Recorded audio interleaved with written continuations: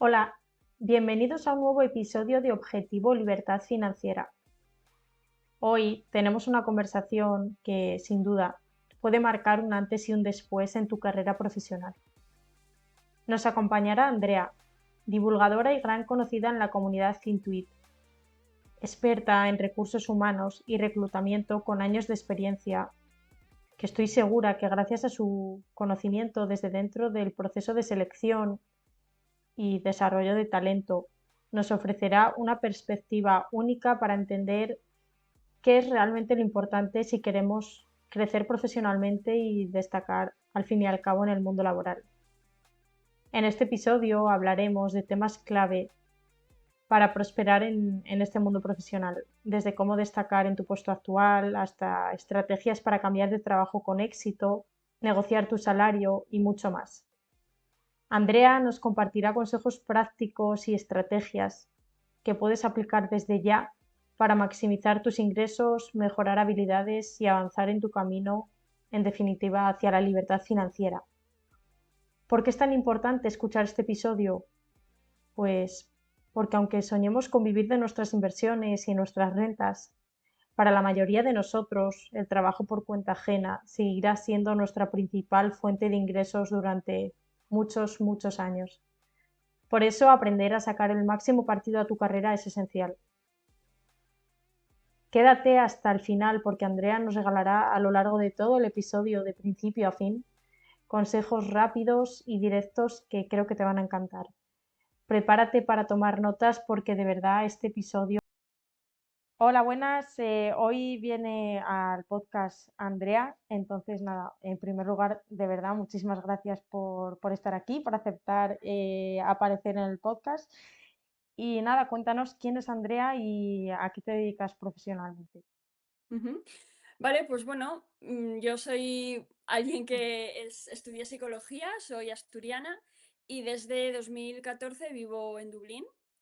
Y la verdad es que cuando estudié la carrera de psicología ya tenía claro, yo creo que era una excepción, que no quería hacer clínica, es algo que nunca me atrajo, pero sí que me atraía mucho al mundo corporativo. Entonces tiré por el tema de selección de personal.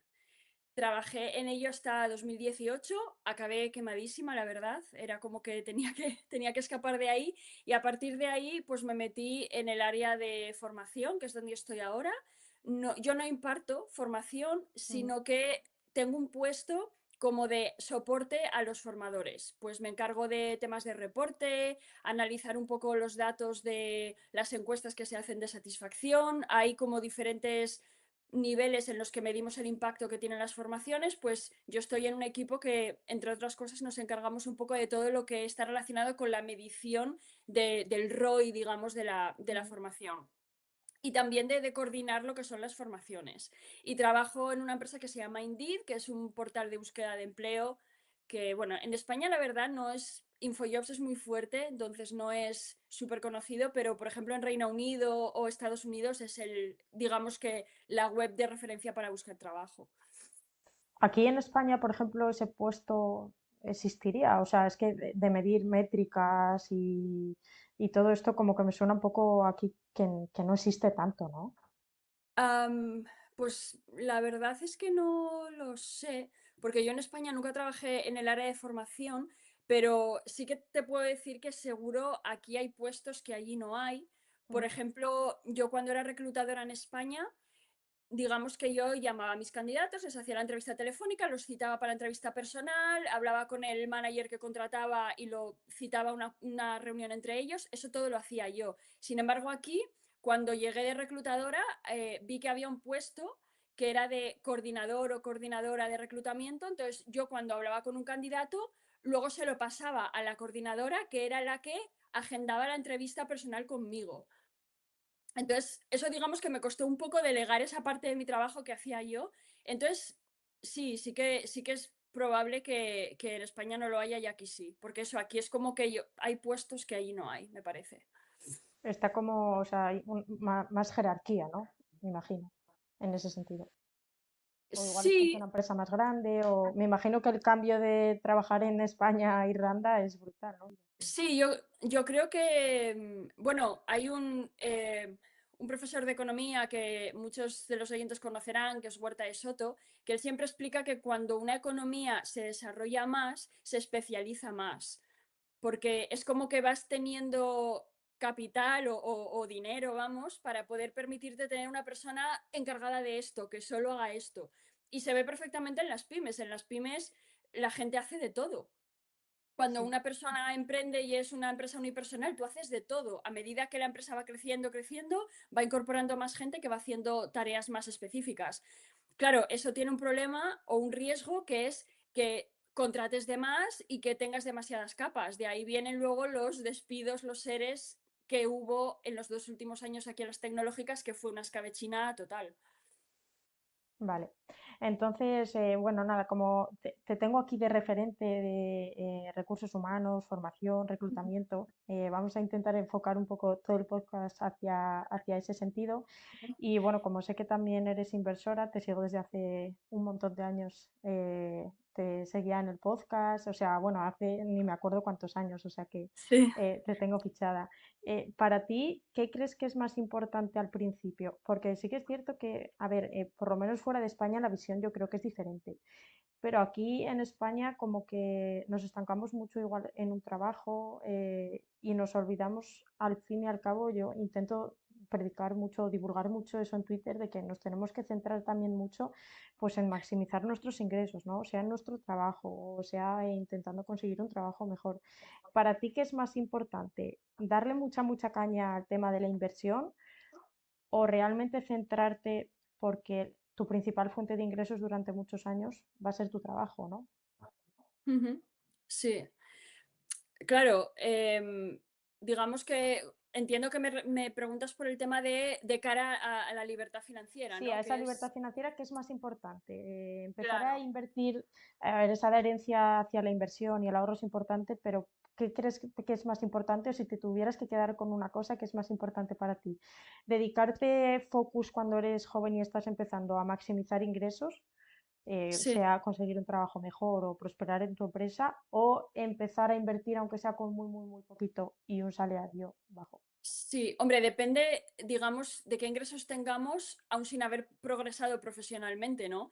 Porque, por ejemplo, una persona que trabaje, yo qué sé, estoy pensando en un programador, Ujú. pues a lo mejor tiene un salario muy alto ya de partida y lógicamente siempre tienes margen de progresar, pero a lo mejor en ese caso no es tan urgente para ti mejorar los ingresos. Pero bueno, yo diría que las dos cosas son compatibles, ¿no? No hay por qué escoger una o la otra. Y podemos, una cosa que sí que me gustaría recalcar es que podemos progresar profesionalmente pues de muchas maneras, ¿no? Por ejemplo, es moviéndonos a una empresa que nos pague más, haciendo un movimiento dentro de nuestra propia empresa, un puesto mejor pagado, o yéndonos a un mercado laboral con mejores opciones, que es lo que hicimos nosotros, ¿no? Conozco, por ejemplo, el caso de un chico que se llama Jesús Arroyo y tiene un blog que se llama El Fin Libre, no sé si te sonará, Sí. y es libre financieramente desde hace años, no necesita trabajar por cuenta ajena y que yo sepa, él nunca fue jefe de nadie, ¿no? Que es quizás lo que todos tenemos en la cabeza cuando hablamos de progresar, pero bueno, se mudó a Reino Unido y con su sueldo de programador consiguió pues ahorrar lo suficiente, invertir lo suficiente y vive en Salamanca, que es un sitio que no tiene un coste de vida estratosférico y nada, y es IF desde hace años. Vale, o sea, no te quedarías con una. Yo, a ver, yo creo que las dos son fundamentales. Sin una, la Sí, otra tampoco tendría sentido y viceversa. digamos que creo que para alcanzar la libertad financiera hacen falta ingresos altos y quien diga lo contrario miente, ¿no? Lo que no quiere decir que desaconseje invertir a quien no los tiene. O sea, eso nunca lo haría. Exacto. Y en cuanto a qué enfocarnos en un principio, como digo, creo que podemos hacer las dos cosas. Es verdad que cada una por separado pueden ocuparnos bastante tiempo, sobre todo si lo de intentar generar más ingresos en nuestro trabajo implica, por ejemplo, formarnos en algo fuera de nuestra jornada laboral. Eso requiere bastante tiempo, pero bueno, creo que las dos se pueden hacer, sobre todo si tienes la suerte de trabajar en una empresa que te permite formarte dentro de tu horario laboral. Sí, nada que ver. Mm. Bueno, entonces de aquí en adelante voy a intentar tomar el rol de empleada y ya que te tengo aquí como especialista, referente y que llevas un montón de años profesionalmente dedicándote a esto, pues intentarte hacerte las preguntas que a mí como empleada me gustaría saber pues para prosperar profesionalmente, ¿no? Entonces, Ujú. bueno, vamos a suponer que yo llevo muchos años en mi empresa, ¿vale? Entonces, ¿qué pasos me recomendarías para si llevo 3 4 5 6 años estancada en mi empresa para destacar en mi puesto, prosperar en mi empresa? Tanto si fuera una pyme, que aquí en España pues quizás es más común, como para una multinacional, que creo que son casos totalmente diferentes. Sí, vale, antes de empezar con este tipo de Ujú. preguntas, quería hacer un apunte, que es que las respuestas que voy a dar a estas preguntas pueden no gustar a la gente, pueden parecer injusto, que es que no debería ser así, pero todo lo que voy a decir es todo lo que yo he visto en todos los sitios donde he trabajado y lo que he leído que pasa en general en el mundo corporativo, aunque lógicamente hay diferencias entre empresas, ¿no? Y en cuanto a los consejos que voy a dar, lógicamente se pueden seguir unos y otros no. Yo misma sigo unos y otros no, pero esto debe ser una elección consciente. Yo hay cosas que sé que me beneficiarían para mi carrera y aún así elijo no hacerlas. Pero bueno, la cosa es conocer lo que hay y tú mismo puedes valorar y tomar tus decisiones, ¿no? Vale, Vale, perfecto. pues dicho esto, los primeros pasos, digamos yo, que a mí se me ocurren para destacar, lo primero es que tenemos que ganarnos a nuestro jefe o jefa. La persona a la que nosotros reportemos tenemos que tenerla de nuestro lado, porque para crecer o hacer un movimiento lateral a un puesto mejor pagado o que nos guste más, es muy importante que nos apoye. Entonces, bueno, pues fijémonos en sus palabras, en lo que dice, o directamente preguntemos cuáles son los problemas que nuestro equipo tiene que resolver, qué objetivos ha recibido nuestro jefe o jefa de la dirección en los que nosotros podemos ayudar. Y luego la cosa es eso, ¿no? Pues ver qué podemos hacer nosotros extra para acercar al equipo a ganar a conseguir esos objetivos.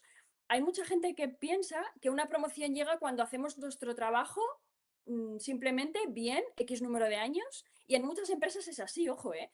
Pero en otras se requiere hacer más de lo requerido, lo que tú decías, destacar. Exactamente. Y si identificamos algo que podemos hacer, no tiene que ser algo revolucionario, ¿eh? Simplemente, pues, quizá hacer nuestro trabajo habitual de mejor manera, distinta, pues, si conseguimos eso, tenemos que hacerlo visible, porque de nada sirve que hagamos esto si nadie se da cuenta o nadie lo relaciona con nosotros, ¿no? Y aquí también entra la habilidad que tenemos para soltar esas cositas en conversaciones o en comunicaciones escritas de forma natural. O sea, no es cuestión de que vayamos a una reunión y decir, oye, que sepáis que he hecho esto. Es que en la conversación natural fluya y todo el mundo diga, ah, vale, esto ahora se hace así porque esta persona lo ha propuesto o porque ella lo empezó haciendo así.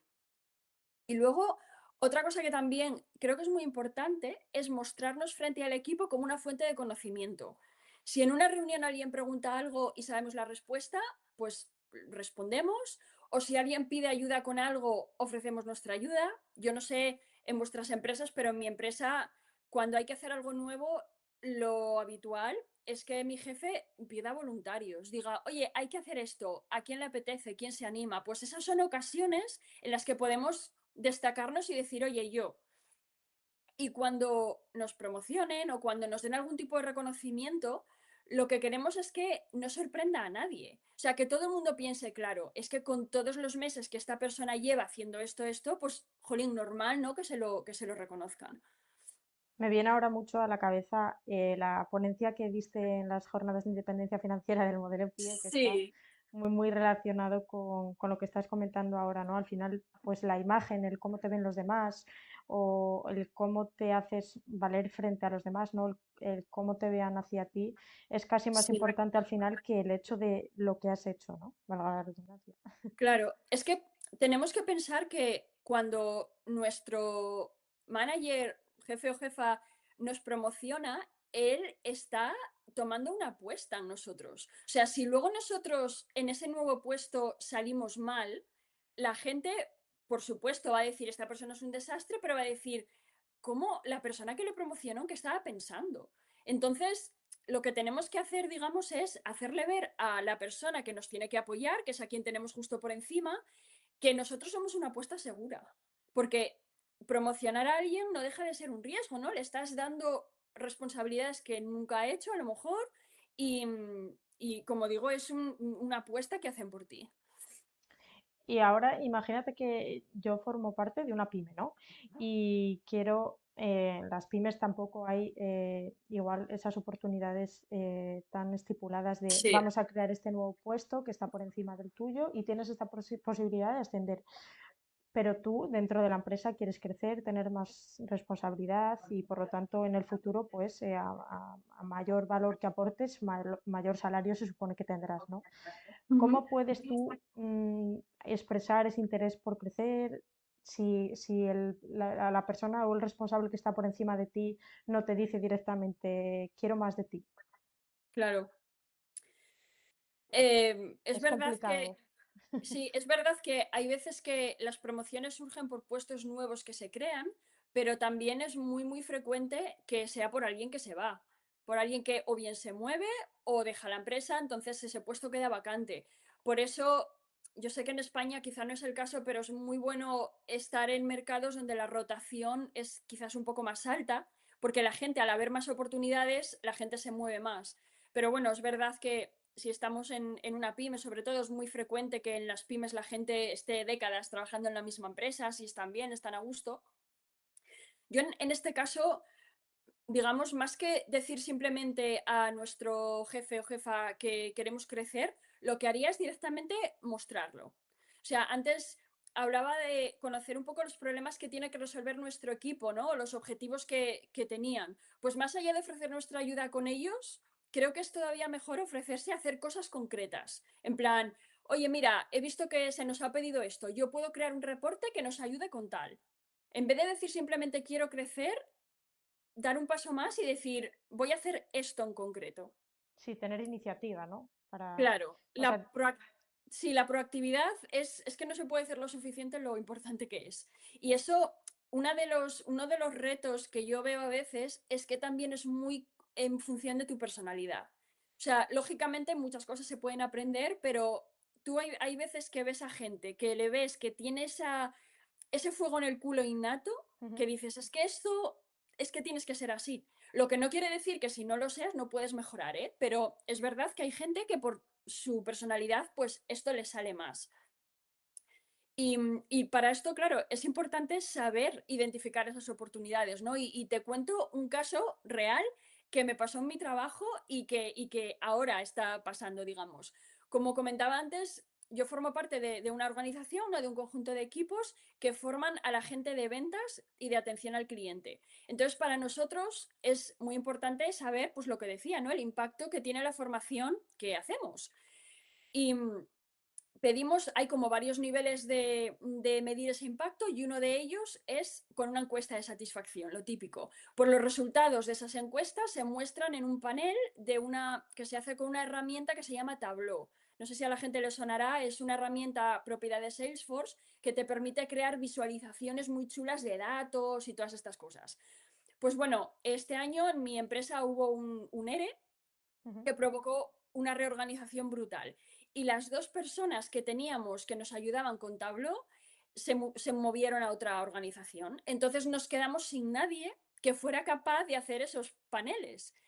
Entonces yo enseguida vi un hueco ahí y le dije Ujú. a mi jefe, oye, sé que estos chicos antes nos hacían los dashboards de Tableau, a mí me gustaría aprender a usar esta herramienta y me gustaría ser yo la que haga esos paneles, ¿no? Porque, y claro, a mi jefe le pareció muy buena idea porque estos chicos nunca estuvieron dentro de lo que es mi equipo, siempre estuvieron en otro equipo, entonces él decía, nos viene muy bien ser independientes en este sentido y no tener que siempre andar recurriendo a estos dos para que nos hagan un panel nuevo, nos modifiquen el que hay, etcétera. Y en ello estoy haciendo un curso Ujú. de Tableau y, y habrá, claro, habrá gente que me diga, pero te subieron el sueldo por hacer esta nueva responsabilidad. No. Y yo creo que este pensamiento es bastante pobre. O sea, primero, yo estoy aprendiendo Tableau con Udemy, que es una plataforma de cursos que me paga mi empresa. Lo estoy haciendo en horas laborales y es un software que se usa muchísimo. O sea, aquí cuando buscas trabajos de análisis de datos, temas de visualización, siempre usan Tableau. O sea, que aprender esto es bueno primero para mí, antes de nada. Y aún pensando solamente en mi trayectoria dentro de Indeed, de mi empresa, no necesito que algo tenga una recompensa inmediata para ver que puede tenerla de cara en el futuro. O sea, hay que tener un poco una mentalidad un poco más a largo plazo, también como en la inversión, y darse cuenta de que algo que no te rinde frutos hoy puede que lo haga en el futuro. Y ojo, también ayuda el hecho de que esta tarea me gusta, ¿eh? O sea, si hubiera sido algo que me parece horroroso, no me hubiera ofrecido. Lo que no recomiendo es lanzarse, ofrecerse a hacer cualquier cosa que a lo mejor no nos gusta y que haga nuestra vida miserable. O sea, tiene que ser algo que digamos, mira, esto me llama la atención, es algo que quiero aprender. A ver, lo que has dicho ahora mismo me parece brutal.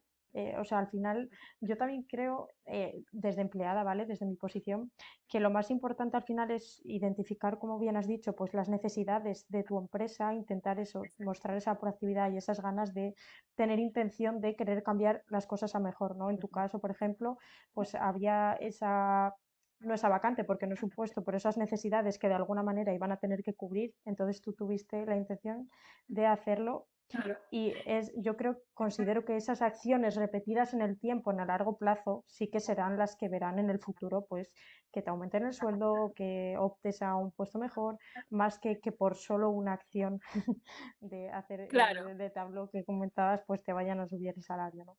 claro. Entonces, eh, ¿consideras que esa proactividad, en mi caso considero que sí, pero bueno, te quiero preguntar a ti que en ese sentido tienes mucha más experiencia que yo.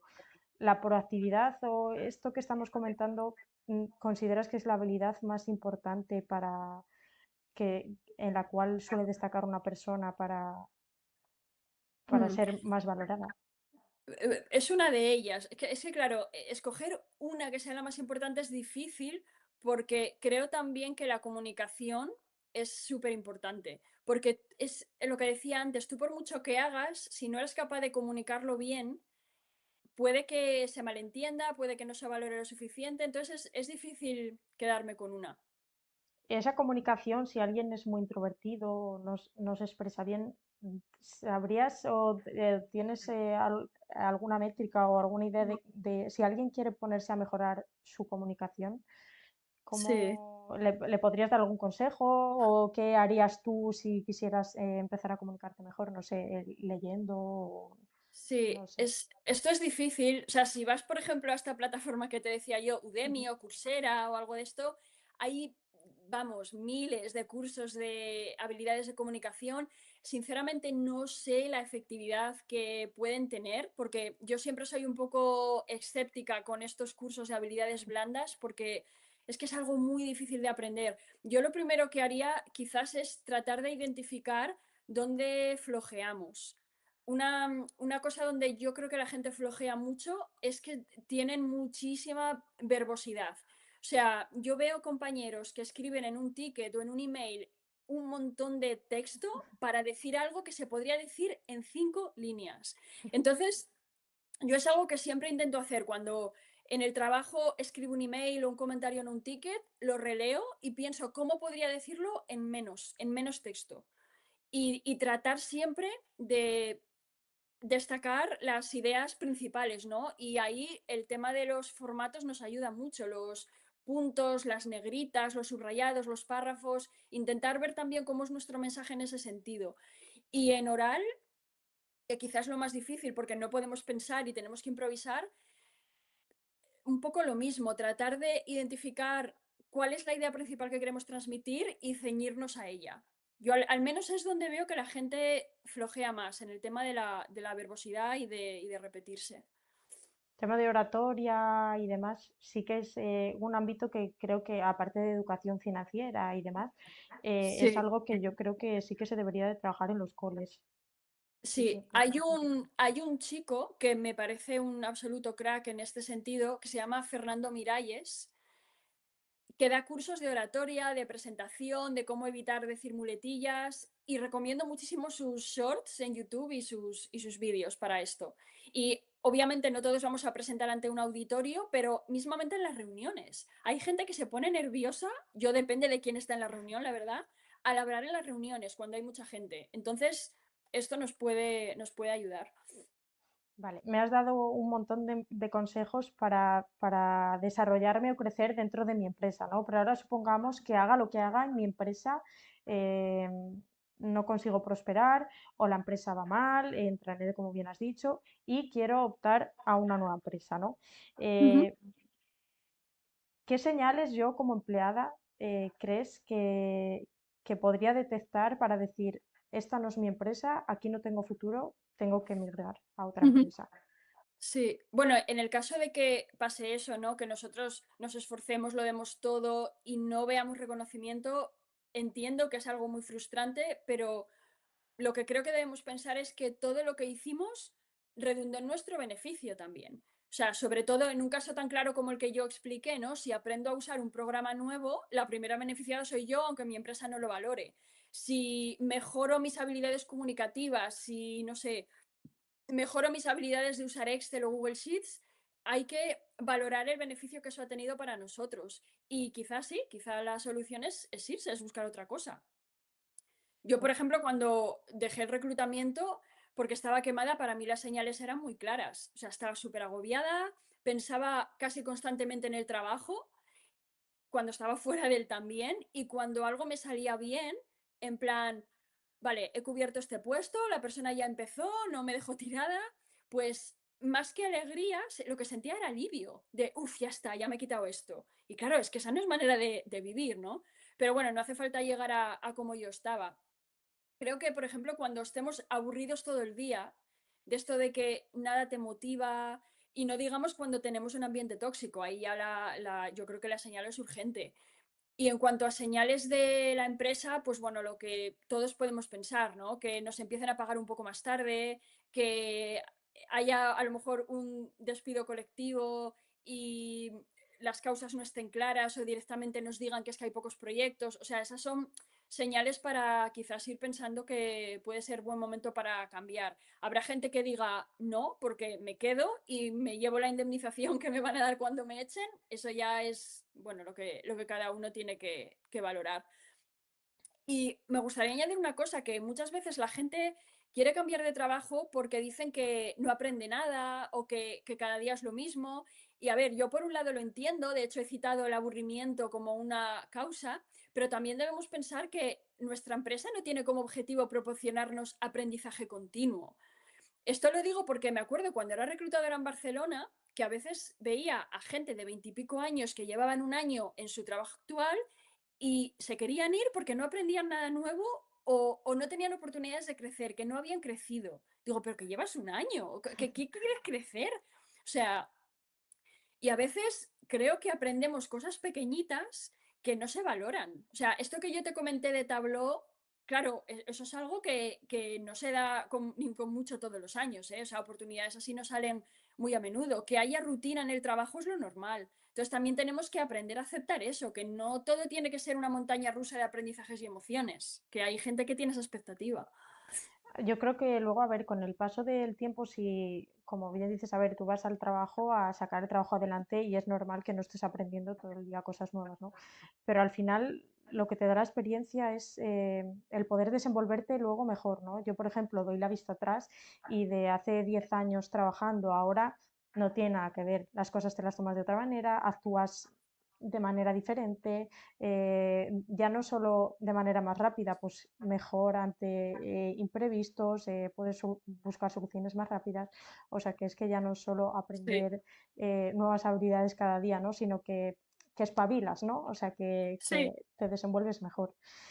Si una vez tomas ya la decisión de irte de tu empresa, ¿cómo puede alguien resaltar su experiencia? Quiero decir, imagínate que yo llevo 10 años en mi empresa, ¿no? Y quiero elaborar mi currículum o mi vista hacia otras empresas, ¿no? ¿Qué es más importante? ¿Vas a poner a destacar tus habilidades dentro de la empresa? ¿Cuáles han sido tus logros en la empresa? ¿O es más Ujú. importante poner ya no tus logros, sino las funciones que desempeñabas en tu empresa? ¿Cómo se puede orientar en ese sentido para hacerte valer más? Sí. Lo primero diría que es sabiendo identificar qué es lo importante en tu perfil y en el trabajo que vas a buscar. Y te pongo un ejemplo que me pasó esta semana. El otro día vi en LinkedIn el currículum de una chica que había trabajado en recursos humanos en temas de relaciones laborales, contratación y demás. Pues al principio del currículum había un texto donde ella explicaba que tiene una gran orientación a resultados, que trabaja bien en equipo, todas esas cosas que se suelen decir, ¿no? Ujú. Y abajo del todo, en el apartado literal de otros conocimientos, la chica ponía que sabía usar el sistema Contrata. Para quien no lo conozca, Contrata es un sistema, un software que se usa en España para comunicar las contrataciones a la administración pública. Es decir, un conocimiento clave, no, imprescindible para el trabajo que quería encontrar y lo pone abajo del todo en la segunda página del currículum en otros conocimientos. Y luego dedicaba un espacio enorme al principio de la primera página a explicar cosas que el reclutador sinceramente va a pasar por alto. Porque que tú me digas que trabajas bien en equipo, vale, sí, pero es que eso lo dice todo el mundo. O sea, a mí no me dice nada que me digas eso en el currículum. Y ya generalizando, yo diría que para resaltar nuestra experiencia tenemos que demostrar y no tanto decir. Sobre todo si nuestro trabajo se basa en objetivos cuantificables, por ejemplo, alguien de ventas, claramente, dice mucho más en un currículum que pongamos qué objetivos teníamos y que los cumplimos, que el hecho de que digamos que somos orientados a resultados. O sea, a mí que alguien me ponga objetivo de ingresos anual 1 millón de euros, conseguido 1,5 millones. Eso me dice mucho más que es orientado a resultados que me diga soy orientado a resultados. No sé Sí, total. si me explico. Cuando yo trabajaba de reclutadora y quería cambiar de trabajo, que también es un trabajo muy orientado a objetivos, siempre en cada experiencia laboral explicaba mis responsabilidades con puntos, Ujú. digamos, y luego al final ponía qué puesto, cuántos puestos había cubierto al año y cuál era mi objetivo que me habían marcado. La gente tiende a gastar mucho espacio del currículum y tiempo de entrevista en decir que tiene excelentes habilidades comunicativas, trabajo en equipo, que trabaja de manera autónoma, todo esto.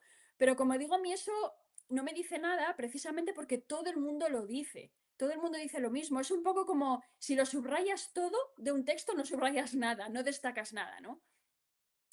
Entonces, prefiero que en una entrevista me cuentes un ejemplo en el que trabajaste de forma autónoma que te haga sentir orgulloso, porque fue un proyecto especialmente difícil, porque estabas especialmente solo, digamos, o que me hables de una vez en la que trabajaste en equipo y tuviste que resolver una situación complicada. Y las habilidades comunicativas es que no tienes ni que mencionarlo porque el entrevistador ya las va a ver durante la entrevista. O sea, solamente con que hables 10 minutos ya se va a hacer una idea de por dónde cojeas, digamos. Cuando hablas de concentrar mucho en un currículum, realmente lo que haces y no contar muchísimas cosas, me imagino que en cuanto a currículum vitae, una página, varias páginas, sin lugar a dudas sería una porque aburres al reclutador. Si le cuentas tu vida, le pones que tienes hobbies de hockey en el currículum.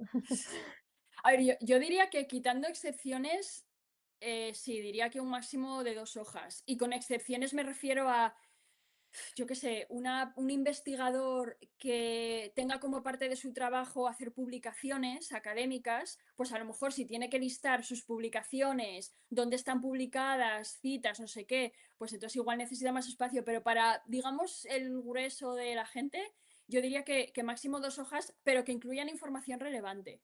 Como comentaba antes, a no ser que nuestro perfil sea muy complicado y por tanto haya pocos candidatos, quien revise el currículum va a tener muy poco tiempo. O sea, yo os pongo, digamos, lo que era mi día a día.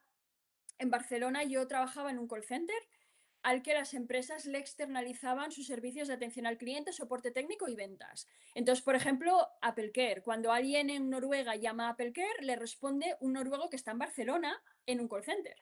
Entonces yo cubría esos puestos. En noruego te aseguro que no, pero cuando era un puesto para un proyecto en castellano, que buscaba gente con español, que no hacía falta ni inglés, que la experiencia que buscaba era teleoperador de un año, español, punto. Claro, yo iba a InfoJobs y tenía 300 currículums. Entonces, no le puedo dedicar mucho tiempo a cada currículum. Lo que necesito es rápido vistazo, experiencia bien, ta, ta, ta. Necesito crear un conjunto, un grupo de 10 currículums a los que voy a llamar, de los cuales probablemente a 3 o 4 le pase al manager que está contratando y ya está. Y ese es el proceso de selección. Uno de ellos entra y fuera. O sea, son procesos muy rápidos. Entonces, esto quiere decir que la persona va a tener muy poco tiempo para ver el currículum, porque no tiene que cubrir un puesto, igual tiene 30 puestos a la vez. Entonces tenemos que facilitarle la vida a quien va a mirar nuestro currículum, porque va en nuestro beneficio hacerlo. En ese caso, por ejemplo, comentas que en muy poco tiempo tienes que hacer una selección rápida, ¿no? ¿Recomendarías hacer, por ejemplo, un currículum súper disruptivo? Quiero decir, que te llame mucho la atención. Pues si todos los currículum tienen el fondo blanco, pues ponerlo en color beige y, una tipografía, o sea, que te llame la atención a la vista, que digas, jope, qué currículum más chulo, lo voy a leer. Ujú. Claro, esto depende un poco de dónde apliquemos, porque, por ejemplo, si vamos a InfoJobs, no tenemos margen, ¿no? Para, digamos, Sí, hacer para este la tipo de imaginación, cosas. sí, la línea Claro, vacía. yo diría que depende un poco del ámbito y del puesto. Por ejemplo, en un sector conservador, pues igual eso puede resultar un poco raro. Pero en cambio, para alguien que quiere trabajar de creativo, de marketing digital, pues diría que casi es imprescindible, ¿no? Destacarte en ese sentido. En general no creo que marque una gran diferencia, porque creo que lo importante es el contenido. Y luego creo que si decidimos hacer esto porque creemos que es una buena idea, que yo tampoco creo que te vaya a perjudicar, lo importante es que no afecte a la visibilidad, a la facilidad para leer el currículum, porque yo he visto currículums con un diseño que sí, es como muy bonito, pero me cuesta encontrar la información. Entonces, que esa cosa rompedora que queremos hacer no juega en nuestra contra, es lo que diría. Carta de presentación, sí, no, depende del puesto. Sí, si la empresa la pide, desde luego sí. Pero si no, es que, claro, es que depende. Porque, por ejemplo, en el puesto que yo te comentaba antes, que es un puesto relativamente fácil de cubrir con mucha gente, es que ni se leen, sinceramente. Si queremos presentarnos de alguna manera, yo lo que siempre le recomiendo a todo el mundo es que en el currículum, arriba en la primera página, justo debajo de los datos personales, un parrafito, 3, 4 líneas nada más, presentándonos un poco diciendo cuál es nuestra motivación para ese puesto. Con eso, para mí, personalmente, supliría la carta de presentación, a no ser, como digo, que la pidan, ¿no? Entonces, ¿crees que para cada puesto al que optes habría que hacer un currículum diferente? Antes de responder eso, Ujú. quería añadir como una excepción. Claro, si estamos optando a un puesto donde hay muy pocos candidatos o se esperan pocos candidatos, yo qué sé, un puesto de directivo, por ejemplo, una carta de presentación puede tener sentido porque en esos puestos el reclutador sí que va a pararse más a mirar cada candidatura, porque tiene pocas y porque, bueno, es un puesto de más enjundia, digamos. Pero bueno, en general, eso. Em, lo de adaptar Ujú. el currículum. Sé que es un poco pesado y es que puede dar pereza, pero ayuda. Que claro, otra vez depende de la empresa. Cuando yo estaba en este call center de Barcelona, claro, nosotros no poníamos el cliente para el que la persona iba a trabajar, poníamos en la oferta cosas como buscamos personas para dar soporte técnico de productos tecnológicos e innovadores. Y eso era Apple Care, sin más. Pero la persona no sabía para quién iba a trabajar. Entonces, lógicamente, yo no tenía la expectativa como reclutadora de que alguien me dijera que le encantaría trabajar en nuestro call center, más que en otros, porque, a ver, no tiene sentido. Sin embargo, cuando yo me mudé a Dublín y mandé mi currículum a PayPal, que fue la primera empresa en la que trabajé aquí, te aseguro que en mi párrafo introductorio, este que mencionaba antes, mencioné que tenía una cuenta en PayPal y que me encantaba su idea de aportar seguridad a los pagos online. Y no estaba diciendo ninguna mentira, era verdad, yo llevaba años usando PayPal. Es que, o sea, me parecería un desperdicio no hacer esto, porque me parece que es una forma súper fácil de entrarle bien a la persona que está mirando nuestro currículum. Porque, sobre todo en estas empresas así más tecnológicas y más grandes, en cierto sentido son un poco creídos. Ellos tienen la sensación de que todo el mundo quiere trabajar con ellos y todo el mundo cree que su empresa es la mejor. Entonces, es un poco aprovechar un poco ese ego que a veces tienen y dorarles un poco la píldora, ¿no? No digo tampoco que mintamos, pero jolín, si vamos a aplicar a una empresa que usamos sus productos y nos gusta, esa información tenemos que usarla. Vale, ahora supongamos he conseguido esa entrevista, ¿vale? Y a optar a un nuevo trabajo, ¿vale?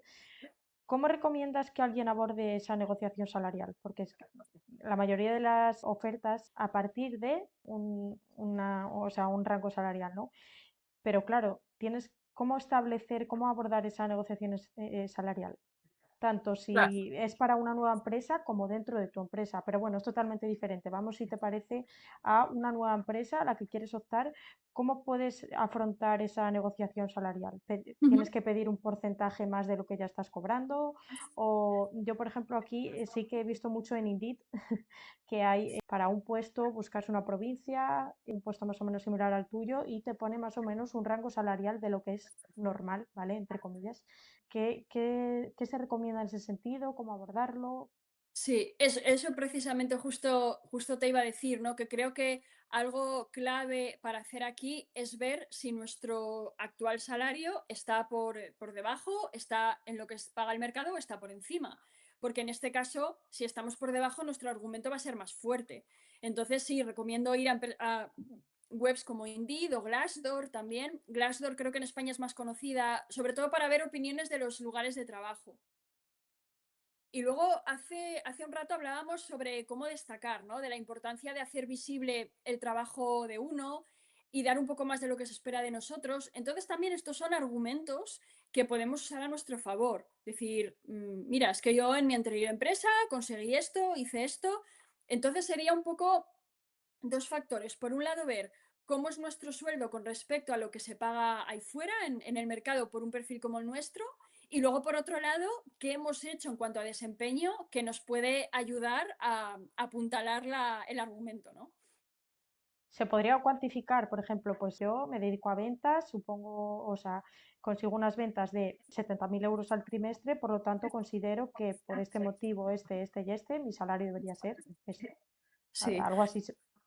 sí, sí, se podría argumentar así. Claro, el porcentaje o el salario que pidas, claro, es muy subjetivo.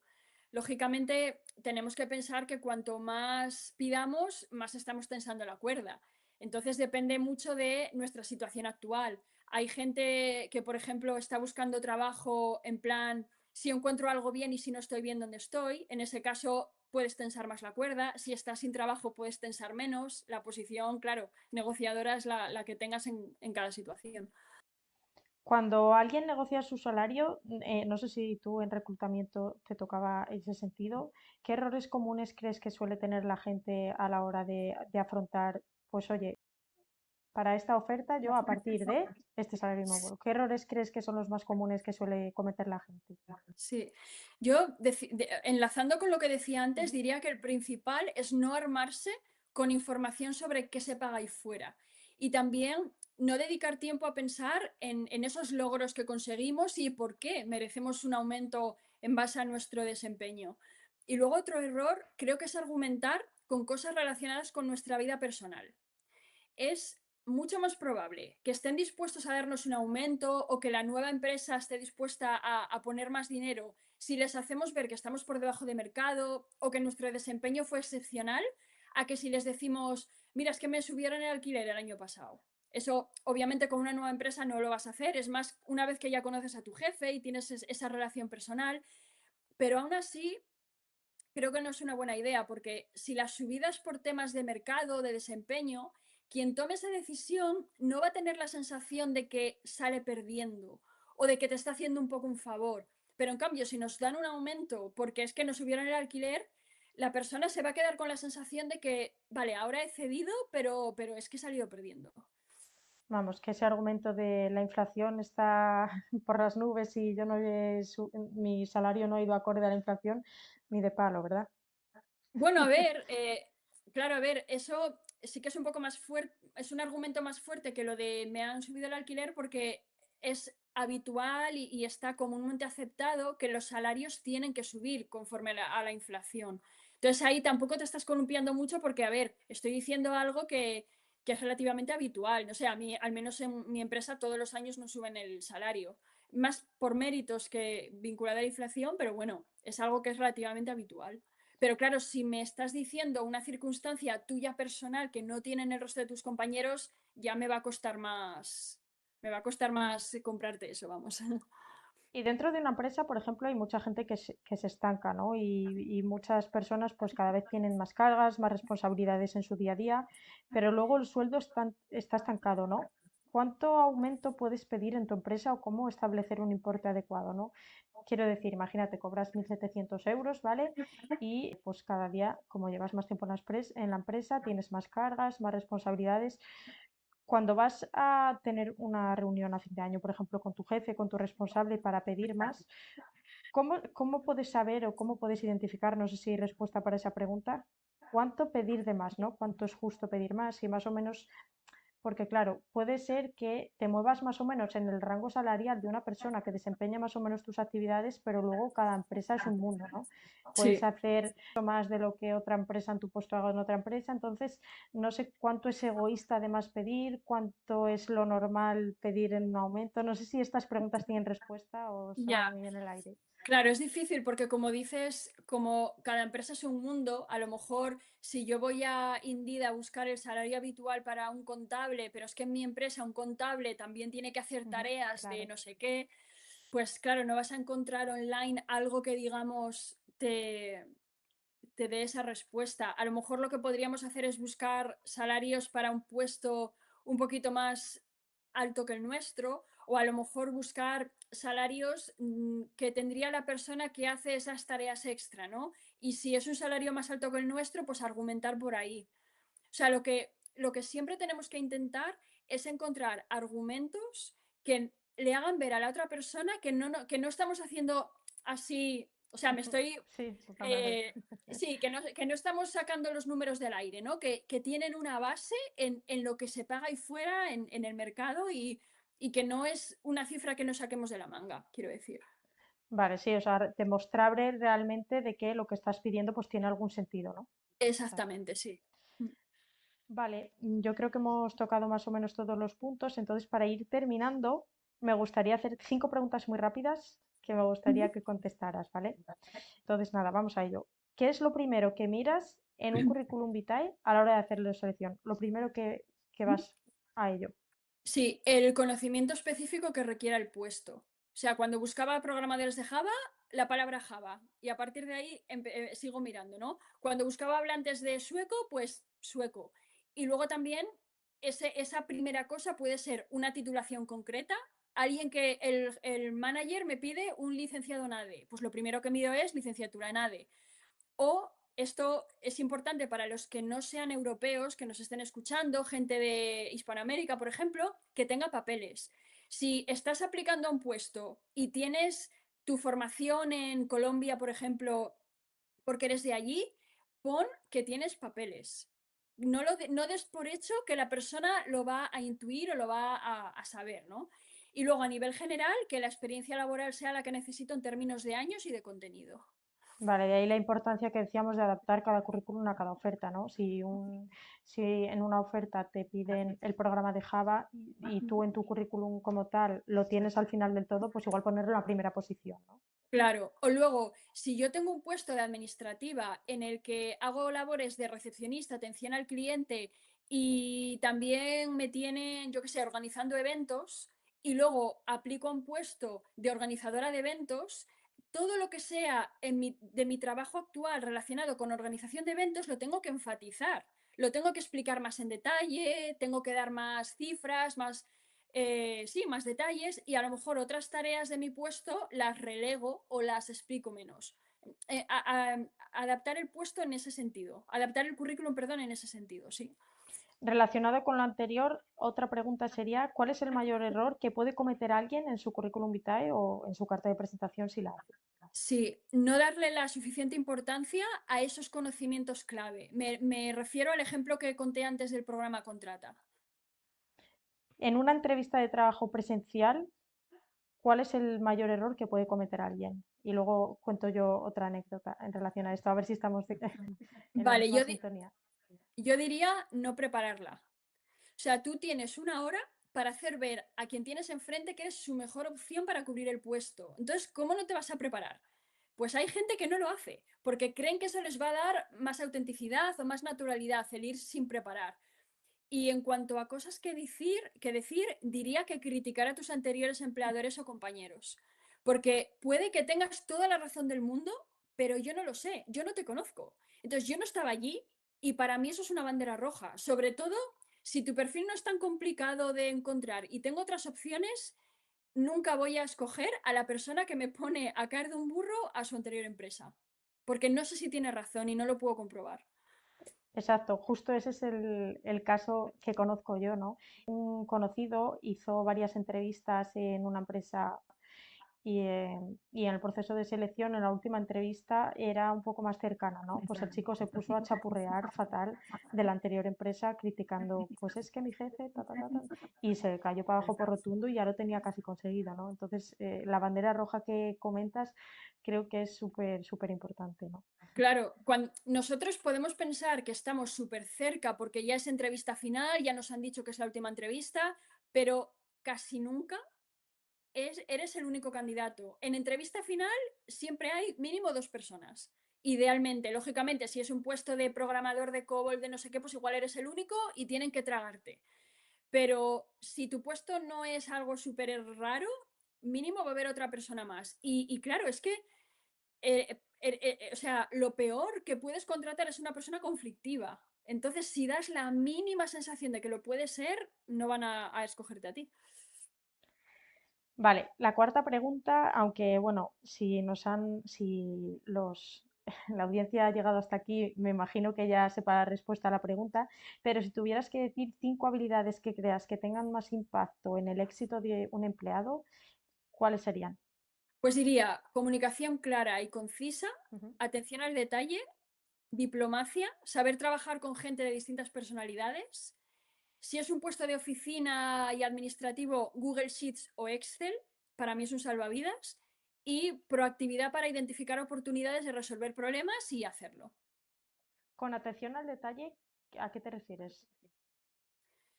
Pues me refiero a que tengas esta, es que no sé cómo decirlo, esta cosa, esta tendencia a revisar lo que haces y a fijarte en lo que haces.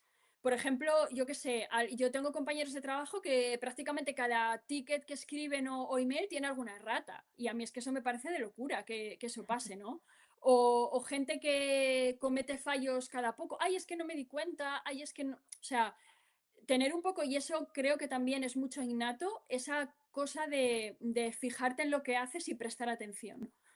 Vale, entendido. Y es súper importante, lo comparto contigo. O sea, al final, Sí, pues no sé, mostrar interés, ser atento, que las cosas salgan bien, ¿no? O sea, ser detallista. No sé cómo, o sea, sí, es verdad que no hay una palabra como tal y por eso te quería preguntar porque no te había entendido muy bien por dónde ibas. sí. Y nada, la última pregunta, si alguien quiere duplicar su salario en un periodo, por ejemplo, de 5 años, ¿qué consejos le darías? Duplicar es mucho, ¿eh? Bueno, mejorar sustancialmente su salario. Vamos a Sí. cambiar la pregunta. Bueno, yo dupliqué el salario al irme de España, así que un consejo Existe. lamentablemente podría ser emigrar.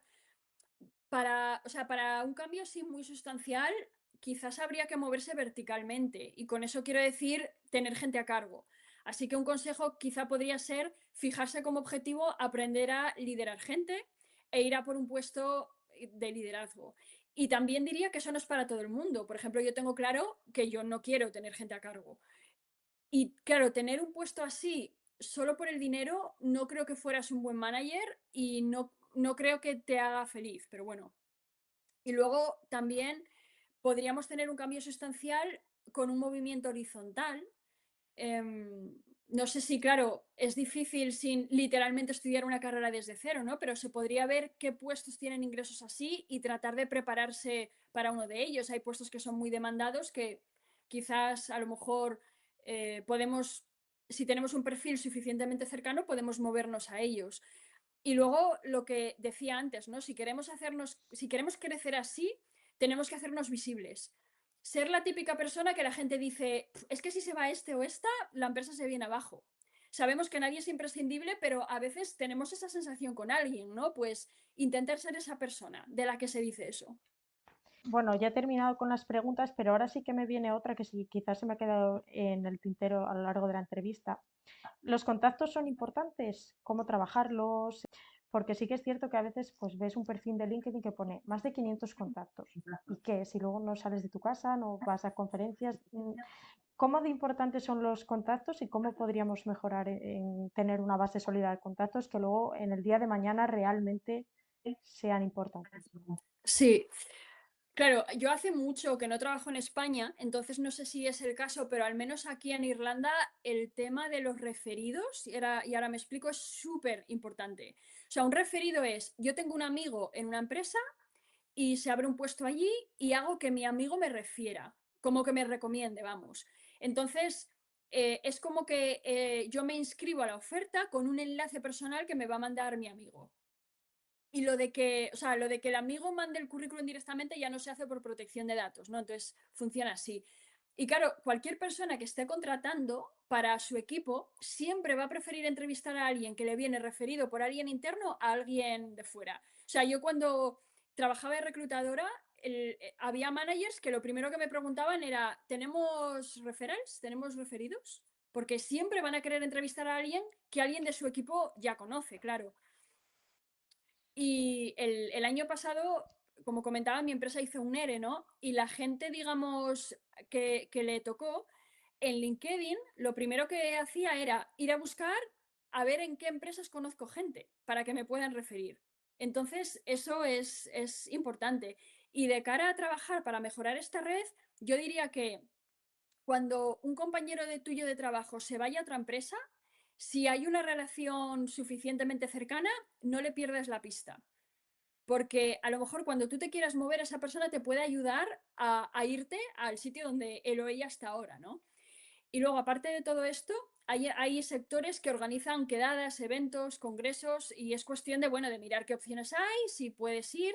Y luego, claro, está LinkedIn. Yo sé que mucha gente lo odia o cree que no vale para nada, pero vamos, yo creo que puede ser una buena herramienta, sobre todo porque tampoco es que, digamos, sea muy costoso tener un perfil ahí, ¿no? Y luego, a nivel de encontrar trabajo, hay gente que dice, es que LinkedIn no sirve de nada porque a mí nunca me escriben, ¿no? Ofreciendo trabajo. Los reclutadores solo van a buscar gente proactivamente cuando no pueden cubrir sus puestos con los candidatos que se inscriban. Y lamentablemente en España lo que pasa es que no hay muchos perfiles donde esto pase, ¿no? Pero bueno, aunque no nos sirva para que nos ofrezcan trabajo, creo que LinkedIn sí que puede ser bueno para eso, para tener una red de contactos. Es verdad que darse a conocer y tejer esa red pues requiere constancia. Claro, no es comento un día una publicación de alguien y ya tengo un amigo, no, es una cuestión de ir nutriendo esa red. Vale, sí, de irla trabajando, ¿no? Al final es como la manera de hacerte tú ver hacia los demás, ¿no? Si no estás en la red, entre comillas, como que no existes, ¿no? Si no tienes ese perfil, alguien te va a buscar y nadie te encuentra. O sea, Claro, hay, como digo, hay puestos y puestos, ¿no? Yo qué sé, pues una persona que, no sé, no se me ocurre ningún puesto que no tenga sentido estar en LinkedIn, pero hay puestos, yo qué sé, jolín, un reclutador es que no puede no tener LinkedIn. O sea, depende un poco del mundo en el que tú te muevas. sí, al final es como un escaparate, ¿no? Sí, sí. Vale, pues nada, Andrea, más o menos hemos terminado. No sé si te gustaría decir algo que no hayamos tocado, algo que te parezca importante, relevante. Yo, vamos, te comentaba antes de ponernos a grabar que de verdad crecer profesionalmente y todas las cosas que hemos estado tocando es que me parecen imprescindibles para cualquier persona que, ya no solo que trabaje por cuenta ajena, ¿no? O sea, cualquier persona que quiera, pues, progresar, ¿no? Que yo creo que, y espero que todo el mundo que nos esté escuchando, pues, sea porque quiere progresar profesionalmente, ¿no? Sí, yo lo que diría es que a veces digamos que pensamos ahí cosas súper complejas en cuanto a lo que quiere nuestro jefe, lo que quiere nuestra empresa. Lo que quieren el 99% de la gente que tiene a alguien a cargo es que le saquen trabajo adelante, que le resuelvan problemas y le quiten quebraderos de cabeza. Entonces, si nosotros ayudamos a eso, yo creo que nos va a ir bien en general. Y si no, porque es verdad que hay empresas que son incapaces de valorar el buen trabajo, pues buscarnos otro sitio. Vale, pues nada, Andrea, si quieres decir dónde te podemos encontrar, si alguien quiere contactarte, dónde puede escribirte. Ujú. Bueno, pues la red que más uso es X, donde soy Andrea Margón barra baja, y luego tengo el canal de YouTube que es Andrea Margón también. Vale, también dejaré en las notas del episodio tu participación en las jornadas de independencia financiera del modelo PIE, por si alguien quiere indagar. Es cortito, solo son 15 minutos, pero por si a alguien le apetece verlo. Yo lo vi en persona y te lo dije físicamente y te lo digo desde aquí que me gustó un montón. Y de ahí también pues a reflexionar sobre todas estas cuestiones que te he preguntado yo, que es como un paso un poquito más allá de lo que comentaste, ¿no? Entonces, nada, de verdad, de corazón darte las gracias por Ujú. hacerme un huequito y poder charlar hoy juntas. Y nada, de verdad, muchas gracias, Andrea. Nada, gracias a ti porque además estos temas me gustan mucho, así que aunque el reclutamiento no me gustaba hacerlo, pero sí que me gusta como tema para hablar. Vale, pues nada, muchas gracias. Hasta A luego. ti. ¡Ey, ey, ey! Espera, no te vayas. Si este episodio te ha resultado útil, no te olvides de compartirlo con amigos, familiares o en redes sociales. También te agradecería mucho que le des a me gusta y te suscribas al podcast. Es una forma sencilla de apoyarme para seguir creando contenido de calidad sobre finanzas personales e inversión. Gracias, nos vemos en el siguiente.